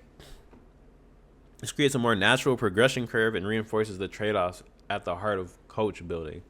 Early investments help you establish your identity, while maxing out an ability requires more meaningful commitment. You can still specialize, but pushing an ability all the way to its highest tier now asks you to be more intentional with your coach points. We've also reduced the cost of kicker and punter abilities, which now cost half as much as other abilities. This gives you more flexibility to invest in special teams without requiring the same level of commitment as higher impact position groups. Alongside these cost changes, we've rebalanced the archetypes and the abilities within them to better define each coaching staff. The goal is to create clearer strengths, weaknesses, and decisions between archetypes. Building your coach should not be about buying everything. It should be about choosing what matters most, understanding what you're giving up, and surrounding yourself with the staff and resources that help complete your program. I still disagree. Bro, one, it's a video game, right? Two, we paid for it. Especially in this economy, dog, like $70 is a lot, right? We're not talking about $50 games anymore, $60 games anymore. We're talking about $70 for the standard, $80 for the deluxe, $135 this year, and like what, $140 next year for the whole year, all at once, to be dropped for both the games. I should be able to unlock everything if I really want to. There should be something in there that allows me to do that and have that creativity. Not to mention, right, there are coaches in the game, right? And obviously the coaches are modeled after the real life ones, right? They have their face likeness, they have their names. There are coaches in the game that have combinations of abilities that we as players aren't even able to get. So we can't even become the greatest coach in our program, or not in our program, but in our dynasty. It's just not possible, because there are already coaches that have almost everything, because they're like that in real life. So unless they've changed that this year, which they didn't say they did, so I'm assuming they didn't. I just don't like that, bro. They take that approach sometimes, and it's just not necessarily like, you got to give us a choice, bro. You got to give us a choice. You can't say we want you to play your way and then not allow us to play our way, right? Same thing with like 2K, for example. Like they'll tell you, oh yeah, my career, you can upgrade your my player however you want, but then you go and they give you all these caps, and then there's like cap breakers, but like you can't have everything 99, right? So then you go and you replicate that player in the what is it, the My NBA, I believe they rebranded it, right? I don't think it's called My League anymore. And bro comes out to like an 84, 83 overall. Like, you're not even good. You know what I mean? Like you're all right, but you're not, you know what I mean? You're not 99. It's like, bro, like, stop doing that, bro. Give us the option, because some of us play offline. Like, I might want to do everything by myself and have me and all my coordinators maxed out. You know what I mean? I might want to do that. Let me do that, bro. I done gave you the money. Damn. You know what I mean? But it's cool. Hopefully mods will fix that. So can't be too mad at that. And I see where they're going. Right? Like, I understand, but it's just not necessarily what some of us want. We value the choice over anything, right? We value the choice of being able to play the way we want, rather than following whatever your vision is for the way we want to play. So with that being said, Coach mode. Great addition to the game. Amazing addition to the game. I like this. I love this. This is going to be great for OSW, our sports world.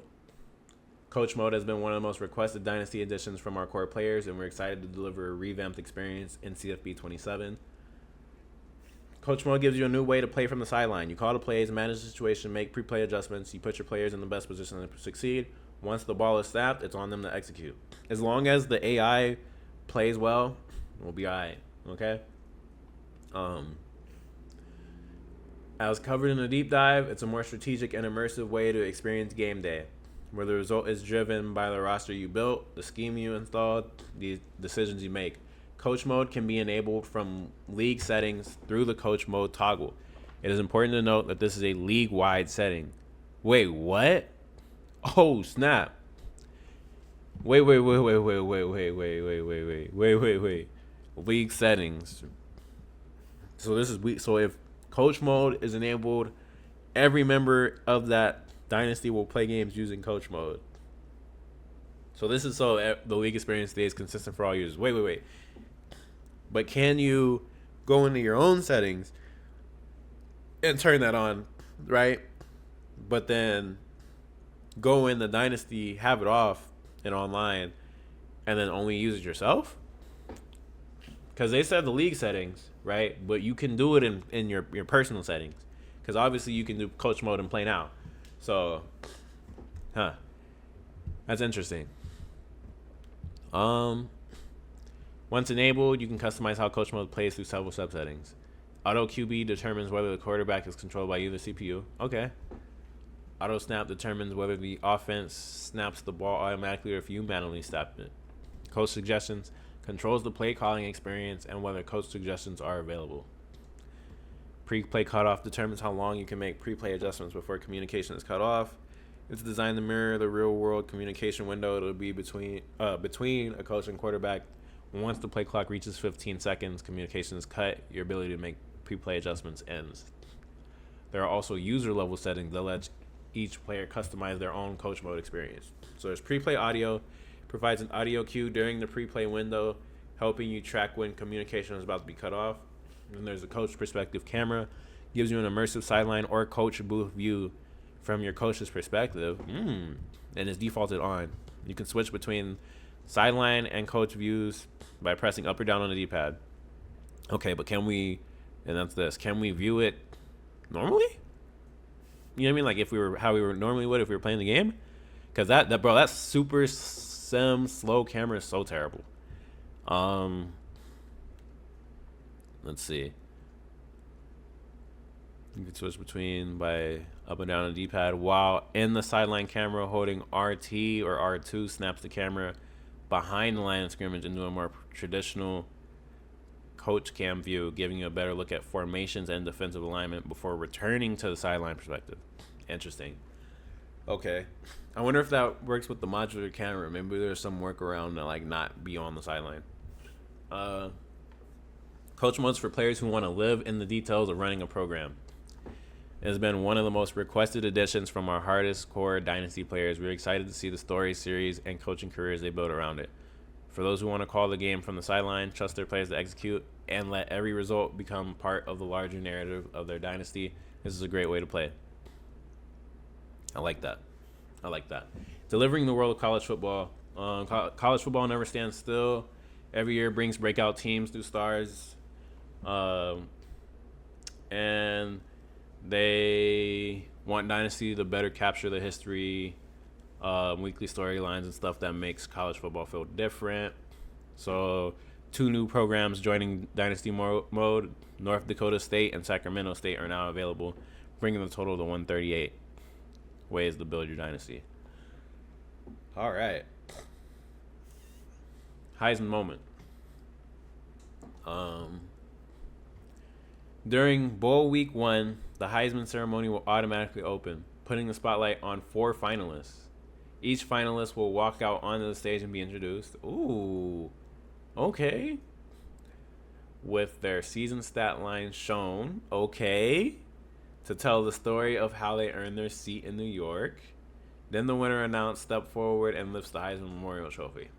Damn. Okay. I think I like it.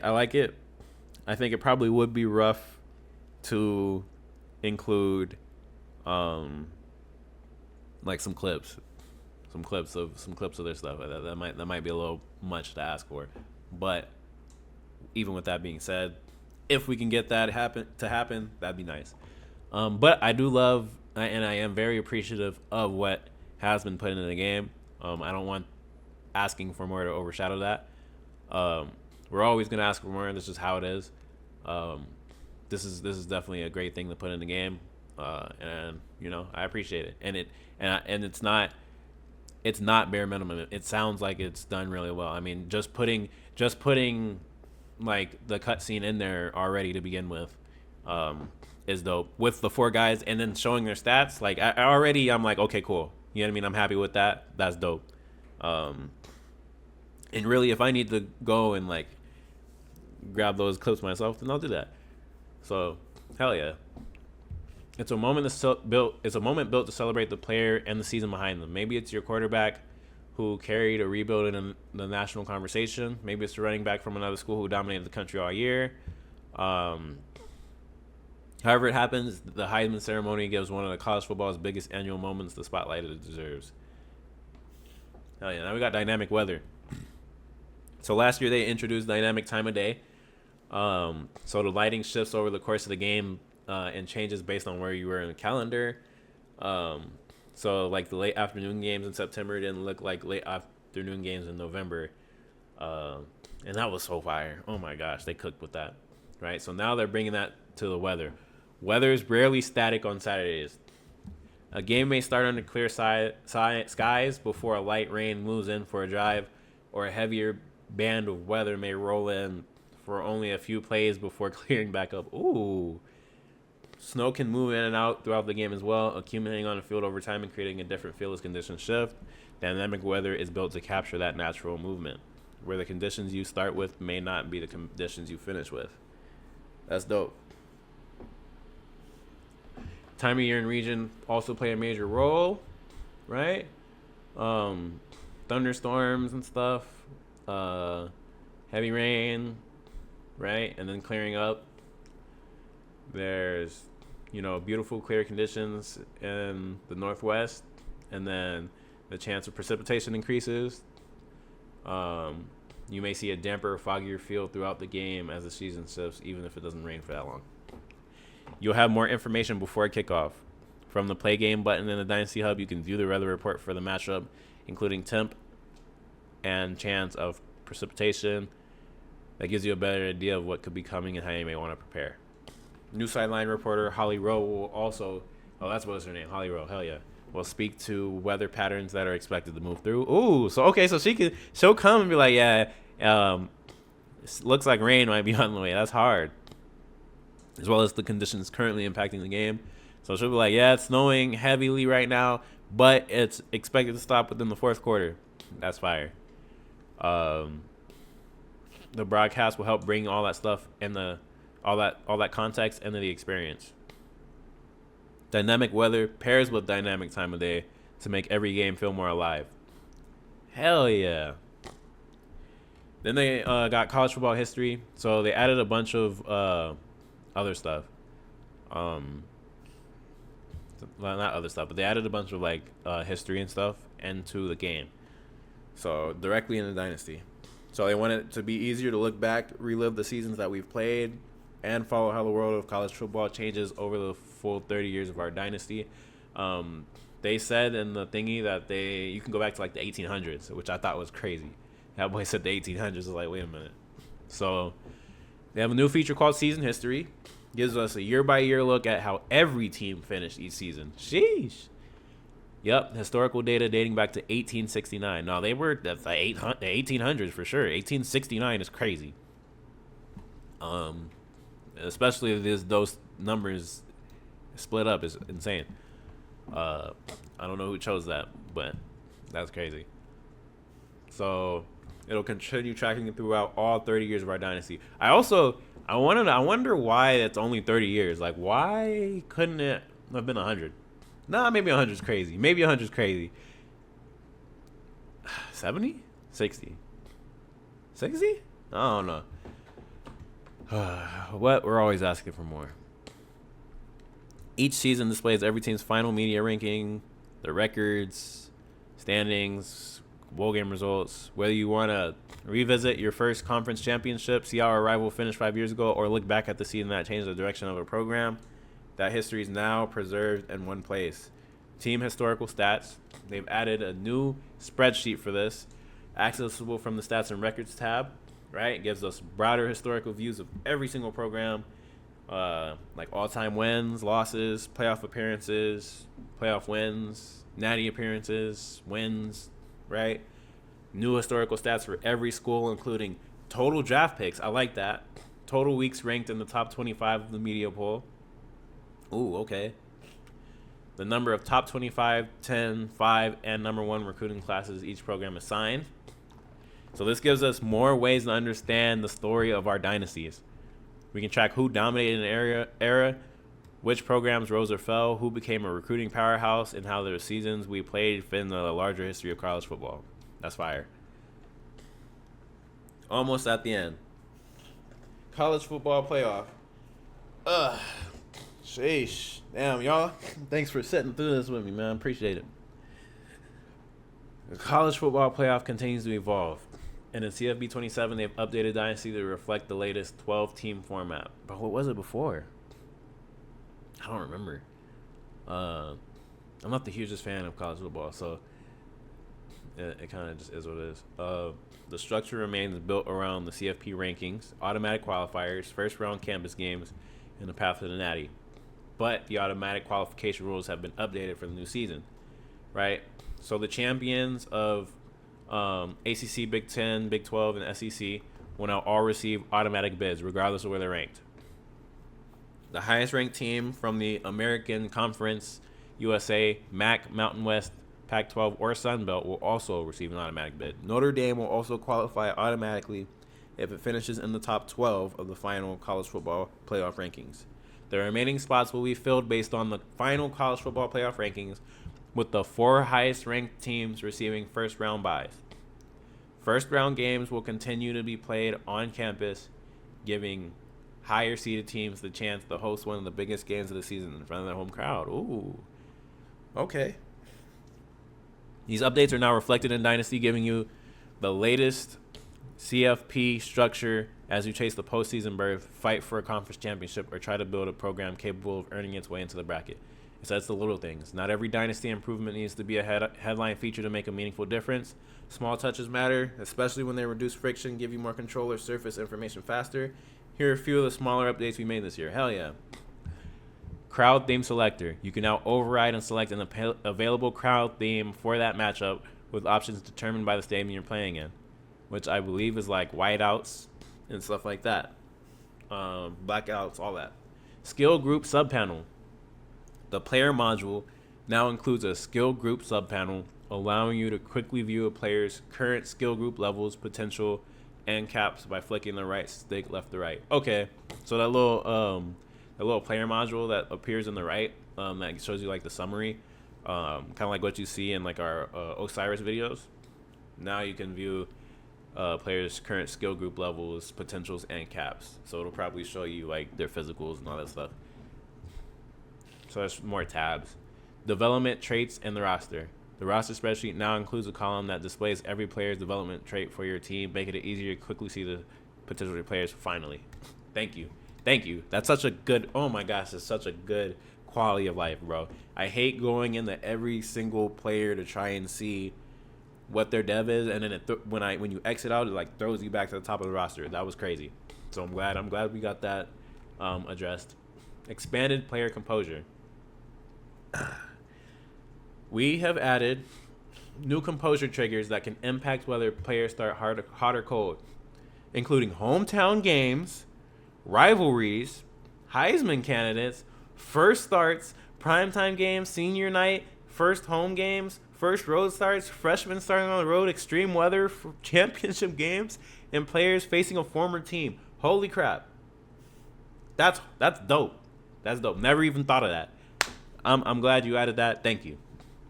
That's whoever came up with that, they cooked, because I didn't even think of that. That's dope. They really like made it to where, you know what I mean, like the world feels a little better. Like, okay, cool. This is you know what I mean, this he's playing in a former team after we took him in the transfer portal. Oh, he's starting hot. He's starting hot. Hell yeah. New player awards. They've added the Paul Hornung Award for most versatile player and the William V. Campbell Trophy for the nation's top scholar athlete, along with logic for how award winners are determined each season. First column freezing. In Dynasty mode, we love a good spreadsheet. Now when you're looking at all of our beautiful spreadsheets with massive amounts of statistical data, the first column will be frozen, allowing you to know what team or player each row is speaking to. Oh, thank you. Having to keep track of like which player is which, like how far down on that when you're scrolling over, Bro, that's so annoying. That's so annoying. That's such a good quality of life, bro. Nah, they did the thing. They did their thing for those. I like that. Team builder, right? Always been about giving us the tools to create the school stories and dynasty experiences. So they continued on building that foundation by delivering more of the core asks that they heard. This year, sights and sounds of Saturday were their focus. So more focus on atmosphere. So stadium builder, we can build custom homes for our program. That's fire. That's fire. You can do existing or custom now. Okay. So if you choose existing, you can still select from real stadiums available from in-game teams, along with generic stadiums. They've added additional high school stadiums, giving us more options if we want to build smaller programs, recreate a Friday night feel, or start dynasties from the ground up. If you choose custom, you can build your own stadium using one of the 4 base stadiums. These bases range from a higher-end high school style stadium to small and mid-sized stadiums that can fit a variety of team builder identities. Whether you're creating a high school, local powerhouse, or a smaller school, Stadium Builder gives you flexibility to match the venue to the story you're telling. After selecting your base stadium, you can begin editing the structures around it. Okay? So backdrop, jumbotron, edge wall, zone building. Backdrops let you shape the world around your stadium. So like city skylines, mountain ranges, that's hard. Jumbotrons and end zone building options let you define the look of the stadium itself. Okay. Wall type, color logos, textures, recoloring, customizing goalposts, which is available for both existing and custom stadiums. Supports both H and Y shaped goalposts, so you can adjust the goalpost color as well as the pad. The pad can be recolored and customized with our own logos. Damn, they cooked. Your stadium updates in the 3D viewer as you make changes, and then you can move the camera and stuff to make sure everything's right. Crowd customization. You can customize the crowd for your team builder stadium. You can choose you start by choosing the base colors that they wear, and then the percentage split. So that was just like last year. Then they added custom stripe out logic, giving us control over when crowd themes automatically appear in Dynasty and Road to Glory. So you can choose the type of stripe out you want, including solid color, checkerboard, vertical stripes, horizontal stripes, then define the conditions that trigger it. Ooh, so we can set that. Those conditions can include things like night games, top 25 matchups, rivalry games, or the first conference game of the season. You can combine multiple conditions into a single trigger, and every condition in that trigger must be true for the crowd theme to activate. So when you could create a stripe out that only appears for a night rivalry game, or one that only triggers when your team builder school hosts a top 25 conference matchup. You can create up to 5 total triggers, and if any one of them is met, the stripe out will automatically appear when you load in the game. And this also works with both custom and existing stadiums, as long as the stadium supports the stripe out type you're trying to use. Like the rest of Stadium Builder, you can preview your crowd layout directly in the 3D viewer. Then, under Sound and Field, there's a full audio suite that lets you create your own game day soundscape. Alright, so specific moments or events in games, you can choose the audio that we want to play when that moment happens. So we can build using multiple tracks similar to the music editing software, layering crown chants, band rousers, sound effects, fight songs, PA tracks together while customizing when each sound starts, how long the delay is, and how the different pieces stack on top of each other. That's crazy. So 150 commentary nicknames, over 150 recorded commentary nicknames, over 100 sound effects, 66 band rousers, 54 chants, 11 licensed PA tracks, 7 generic fight songs. Alright, they use the same type of triggers that already exist in game. Commentary is also supported. Okay. So rivalry focused commentary can speak to the matchup during that game, helping your creative rivalries feel more connected to the world around them. Deeper Dynasty integration. They've expanded how team builder teams connect into Dynasty and Road to Glory, giving us more control over the history, geography, and identity of our creative programs. We can set historical records across games, seasons, careers, all-time rushing yard leaders, stuff like that. You can define the history your program brings with it before it ever takes the field. That's dope. Proximity to home is now driven by longitude and latitude based on the city you select when you're creating your school. That means recruits will evaluate your team builder program based on where it is actually located rather than the school it replaces. So that's fire. Weather and dynamic time of day also now reflect your team builder school's selected city. If your team is in the Pacific Northwest, then the weather and lighting will match that region. If your school is in Florida, the conditions will reflect that part of the country instead. Can I choose Antarctica or Alaska? Oh, I think Alaska was a choice. So does that mean it'll always snow, or for the most part? We're gonna have to test that out.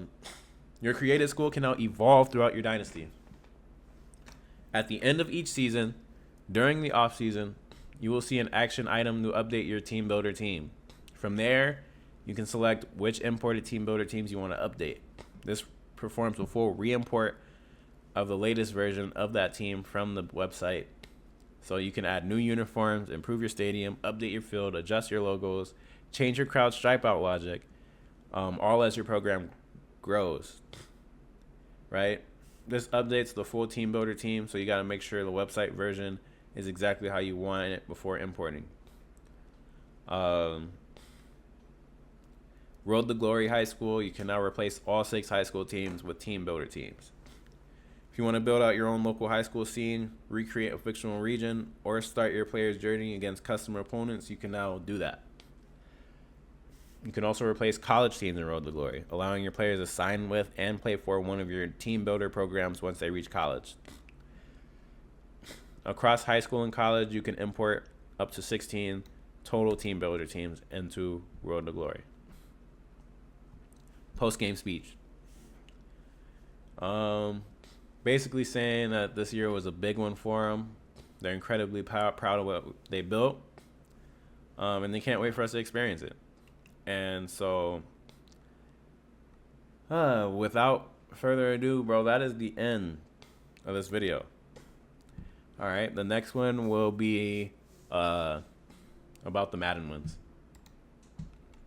We'll talk about Madden and their gridiron notes. We got what? 1, 2, 3, 4. Nope. So we got 4. We got 4 to look at. All right. Gameplay, franchise, the welcome. We'll cover the welcome first. We didn't cover the welcome first this time, but yeah.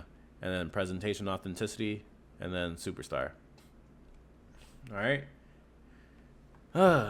So I'll catch y'all later, man. See you on the next one. Peace.